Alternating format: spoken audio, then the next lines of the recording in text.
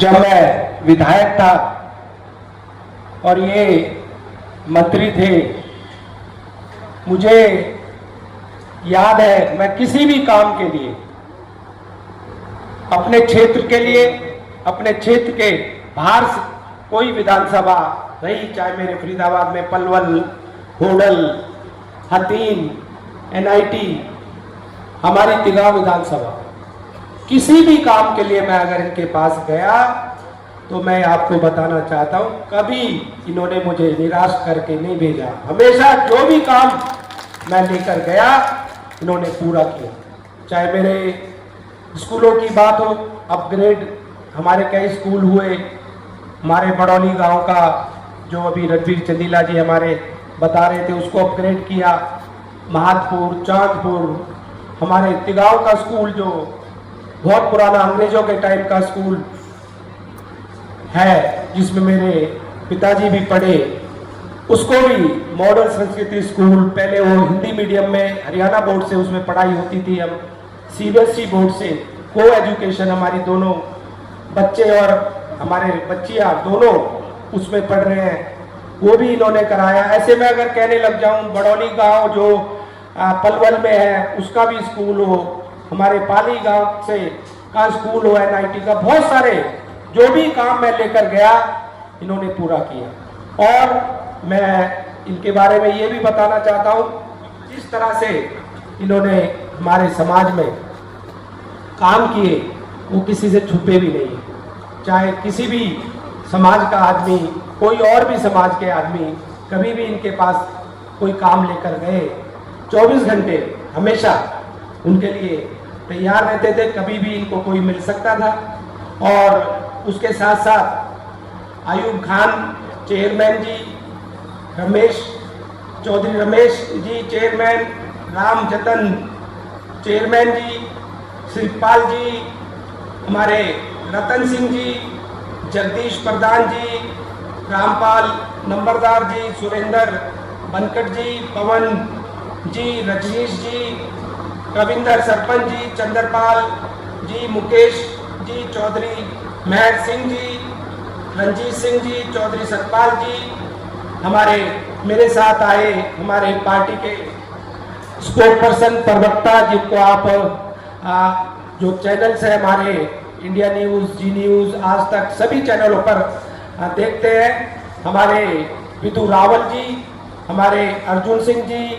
बलिंदर सिंह जी, विनोद जी, नरेंद्र पाल जी, कंवरपाल सिंह जी, कालाराम जी, हंसराज जी, और मेरे साथ आए मेरे पिताजी के बहुत पुराने मित्र, जब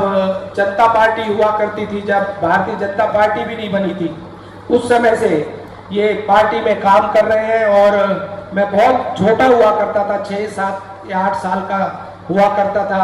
हम फरीदाबाद में जब रहते थे, रणबीर चंदीला जी हमारे घर आया करते थे, और इनको उस टाइम जब ये एक कोई स्पीच देते थे, भाषण देते थे, तो इनको मिनी अटल जी के नाम से पुकारा जाता था। इनका इतना अच्छा ओजस्वी भाषण, स्पीच ये दिया करते थे। रणबीर चंदीला जी मेरे साथ आए, हमारे रिंकू चंदीला जी, अदल सिंह चंदीला जी, हमारे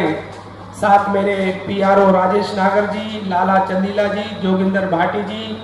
उमेश पोसवाल जी, राव नारायण सिंह जी, और सामने बैठी मेरे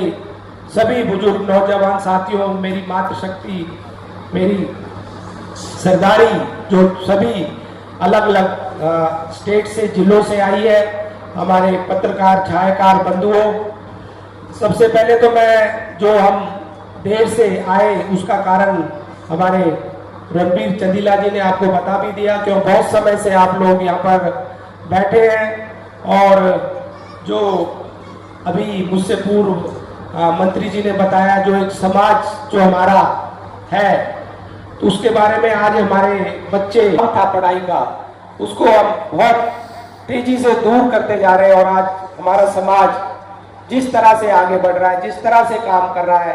तो और जो समाजों को देखकर आज हम उनके मुकाबले में बहुत अच्छा कर रहे हैं, और आगे भी हमें जरूरत है। जैसे अभी दहेज की बात करी, तो ये चीजें जो हैं, ये कमियां हैं, इसको सबको हमको मिलकर ही सब हम अगर अपने घर से ही स्टार्ट करेंगे, अपने आप से ही अगर इसको शुरुआत करेंगे, जब ही हम इसको कर सकते हैं। अगर मैं चाहूँ कि भाई मैं तो इसको करूँ ना, मैं दहेज दूँ दहेज लूँ, तो मैं दूसरों को कैसे रोक सकता हूँ? जब तक हम इसकी शुरुआत नहीं करेंगे तो आगे इसको एक एग्जाम्पल हम कैसे क्रिएट करेंगे? जब भी तो हम किसी को रोक सकते हैं या कह सकते हैं, मना कर सकते हैं कि जब हम खुद दहेज ना लें या दहेज ना दें। और उसके अलावा भी एक चीज मैं और भी कहना चाहता हूं कि हमारे जो एक बहुत पुरानी एक रीत रिवाज चला आ रहा है 13वीं का, वो रिवाज रहना चाहिए, 13वीं मनानी भी चाहिए। पर जो बैठने का एक है कि बैठे 3-4 दिन, उसके बाद चाहे आप 13वें दिन जो भी हवन करना है, पूजा करनी है, जो भी करना है, जो भी आपका रिवाज है जो चलता है वो करना चाहिए। उसके अलावा चाहे आप 4 दिन के बाद रोज हवन कर लें, रोज परिवार के लोग ही खाली बैठ लें। बाहर के जो लोग आते हैं उनके लिए 5, 6, 7 ये दिन रखें, क्योंकि पहले ये हुआ करता था जब पहले कोई साधन नहीं थे, चिट्ठियों के द्वारा खबर दी जाती थी, मैसेज दिया जाता था, किसी और लोगों को बताया जाता था कि भी कोई मौत हो गई है। पर आज सभी रिश्तेदार लोग, हमारे साथी, जो भी सगे संबंधी 3, 4, 5 दिन तक सभी आ जाते हैं ना। तो हम अगर इसकी शुरुआत करें, हमने अपने वहाँ करी है, तो कुछ लोग इसको अपनाने लग गए हैं कि 5 दिन 7 दिन जिस तरह से भी हम अपने परिवार में बैठकर बात करके कि भाई हम 7 दिन बैठे या 5 दिन बैठे, और पूरा जो 13वें दिन 13वीं जो भी करनी है पूरा रिवाज के साथ करें, हवन कर ले, जो भी किसी को बुलाते हैं या जो भी रिवाज है हमारा उसको निभाएं। तो ये भी मेरी एक आप लोगों से अपील समझ लो, एक गुजारिश समझ लो। अगर अच्छा लगे तो इस पे भी हम लोग एक शुरुआत करके देख सकते हैं, क्योंकि 13 दिन लोग जो बैठते हैं, जो लोग आते भी हैं, परिवार के लोग भी को बैठना पड़ता है। तो इसमें अगर हम सोचें समझें कि अगर इस चीज़ को कम कर सकते हैं, ये भी करना चाहिए। और बोलने को बहुत कुछ है, राजनीतिक मंच नहीं है आज ये एक, और आप लोग बहुत देर से इंतजार भी कर रहे हैं और बैठे भी हैं। तो बात रही अपनी तरफ से, मैं 11 लाख रुपए आप लोगों को ये धर्मशाला के लिए मैं देता हूँ। और भी इसके अलावा भी